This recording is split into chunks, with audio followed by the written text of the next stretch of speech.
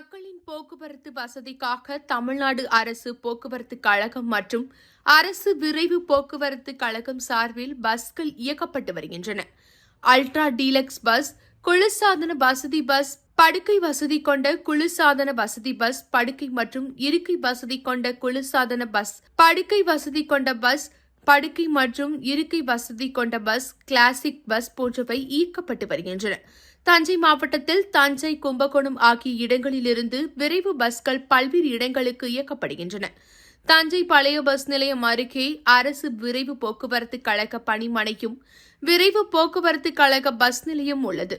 இங்கிருந்து தான் சென்னை, திருப்பதி, திருச்செந்தூர் உள்ளிட்ட பகுதிகளுக்கு பஸ்கள் இயக்கப்பட்டு வருகின்றன. வெளியூர் செல்வதற்காக விரைவு போக்குவரத்து கழக பஸ் நிலையத்திற்கு தினமும் ஏராளமான பயணிகள் வருகின்றனர். அப்படி வெளியூர் செல்லக்கூடியவர்களை வழி அனுப்பி வைப்பதற்கும் பலர் வருகை தருகின்றனர்.